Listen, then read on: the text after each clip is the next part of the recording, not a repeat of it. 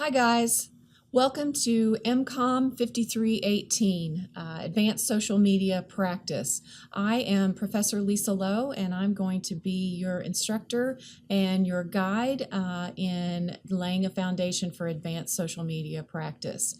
I'm going to give a broad brush of the syllabus overview. If you don't already have it in your hands, please take a moment, pause this video, and grab a copy. It can be found in the left-hand navigation of the Blackboard course. You can follow along electronically or go ahead and print a copy. So I won't read the syllabus to you, but I'm going to point out a few high points that I believe are important. So if you look on page 1, the course learning objectives, I want you to understand what we are going to be doing and focusing on throughout the next few weeks.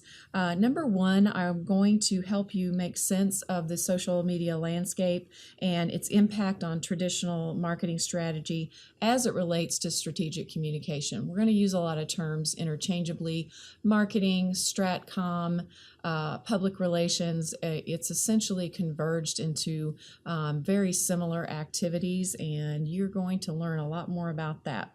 Number 2, you're going to be able to understand social network and social object theories and how they relate to the explosive growth in social media over the last 10 years. Those two underlying principles I feel are very key in understanding how things change so rapidly, how we go from 0 to millions and billions of users on Snapchat in just a few short years. So we'll look at those theories in more detail. Number 3, I really want you to pause a minute and understand that we are, throughout this course, we're going to learn how to create a social media marketing plan, which will guide us in our research, execution, and management of social media campaigns as they relate to business objectives. That is the key for me, is understanding that we need, in the greater scope and the greater scheme of things, to link everything that we do, every single thing we do in social media marketing, to what we're trying to achieve as an organization. This will be a very marketable skill for you. The template that you will work with, the activities that we will do throughout the semester are all going to be linked into a solid understanding of the strategic social media marketing planning. Number 4, we're going to evaluate the approaches to using social media data for decision-making and customer relationship management. We need to understand how to use, we call it big data. We'll talk a lot about that. Everything in digital and social can be measured. You can measure numbers of followers on Twitter. You can measure how many retweets a particular post received, how many shares, etc. So you need to understand that there's a lot of data, and how do you make decisions based on that data? That's a key skill in today's environment. Finally, we're going to look at analyzing social media performance based on metrics and measurement approaches. And we're going to look at some sophisticated tools that will help with that process, but having a basic understanding, a core understanding of what you need to measure and what you need, how to analyze that information is key. So once you finish this course, you will be able to do all 5 of those things. The course materials, I've emailed you a couple of times. This is the book that I chose. It's the best textbook that I have found in terms of being recent. It was published, the second edition is a 2015 edition, but even then it's still dated. It provides a zone approach to that social media landscape, objective number 1. It's not perfect. But there's no perfect approach in this complicated environment. It's just a methodology for us to begin to look at describing that social media landscape and making sense of it. The other things that you need to have are listed under course materials. You'll need a certain number of social media accounts so that you can follow along in some things that I'm going to give you to do. You can talk to me through Twitter, you can connect with me on Facebook, etc. You need access to a mobile device. that's internet enabled. And then your computer requirements, I'm assuming you're all set, and otherwise you probably couldn't access this information. So make sure that you follow that link if you have a question about, if you're a new student and you have a question about what you need for computer access. On page 2, you're going to find what I consider key to a good collaboration. And this goes for me, and it goes for your partner for the group project. Setting expectations is the key to having a good relationship, a good collaboration. So I want you to know certain basic things about communicating with me. I listed my contact information on page 1. Any of those methods are acceptable for reaching out to me, but I also want to let you know what to do if you experience problems with the Blackboard interface. First and foremost, if you are working on something on a deadline, you need to screenshot the problem and email me before the assignment is due. Let me say that one more time. Before the assignment is due, you need to let me know that you're having a problem. The next thing that you need to do is contact IT Help Central. I cannot, unfortunately, help you with technical problems on Blackboard. So that information is provided there for you.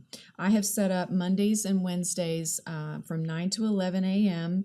As virtual office hours, and that's basically anytime that during those hours that you'd like to reach out to me, I will be and make myself available. If you have trouble contacting me, post something on Blackboard, I follow those discussions, but you have my email and my cell phone, and certainly one of those methods should work. I would ask that you post general assignment questions. Those would be non-urgent, informational type questions, and we'll begin as we start to understand the social media landscape. We'll understand that I do that so that we can, what we call, crowdsource that information. So if you have a question, chances are someone else in our little network is going to have the same question. They might also have an answer, better solution, in fact, than I might be able to give.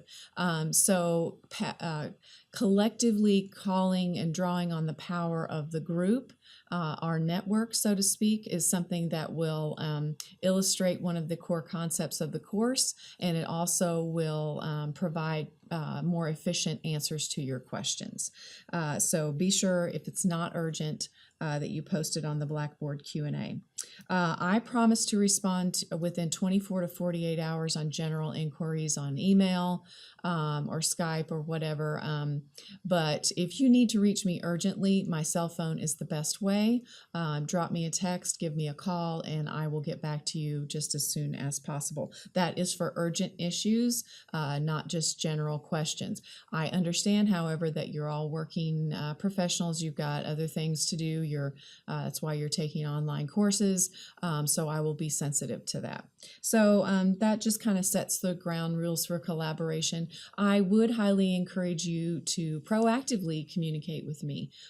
Drop by my virtual office hours, tweet me, let's get to know each other. And if you have any questions at all, I'd rather address those sooner rather than later, so that we limit the amount of time that you're confused or maybe concerned about something. So just let me know.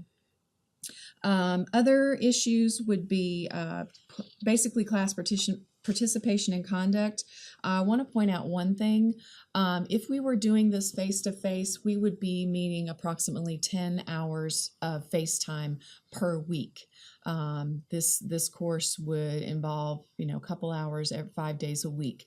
The university recommends 1 hour per, 2 hours per in-class hour outside study. So you're basically looking at a time commitment of 20 to 30 hours a week. I want to make sure that you understand that, because it is going to be some considerable work reading the chapters, taking the quizzes, doing the assignments, participating in the discussion board, viewing the material. You can do it, it's all on demand, so you can do it whenever it's convenient for you, whether you're a night owl or a morning person, it doesn't matter, it's all there for you. But it is a time commitment, and even though the title of this course is social media, this is not something that's easy. You will be able to, as digital natives, and most of you are, you'll be able to quickly grasp the concepts, but it's almost like learning a foreign language. We've got to learn some basic terminology so that we can communicate with each other. Course assignments I won't read to you. I've pretty much been very explanatory in terms of where you will be evaluated. There are 600 total points for the semester that you can earn. Everything's pretty much lined out for you, including how I will evaluate you. I do use the 24/7 rule, meaning that I ask if you get an evaluation that perhaps doesn't meet the what you expected, that you give it overnight, give it 24 hours, make sure you go back and read the instructions for the assignment, and then if you still feel that we need to discuss it, then you'll have 7 days in order to discuss your grade. So make sure that you are planning for that. Late work, there is no such thing in my courses. There is no partial credit. You either get the material in on time or you don't. So make sure that you are planning accordingly. I don't give partial credit. Make sure that you are looking at the course schedule. I've lined out everything that you need to know week by week by week. The course is broken down into weekly modules. I will post everything that you need for that week. Monday, it will appear Monday morning at 12 a.m. And so you'll have until Sunday at 11:59 p.m. to complete all the requirements. So if you have any questions, again, post it on the assignment Q&A. The last part of the syllabus then is pretty much university policies. So those are pretty similar to those listed that you see in any Texas Tech syllabus. So I invite any questions, any comments, concerns. I'm looking forward to getting to know you all better. So keep me posted. Make sure that you are introducing yourself in the discussion this week. I will do the same, tell you a little bit more about myself, but I truly look forward to being your instructor this summer, and I will be talking to you soon. Thank you so much.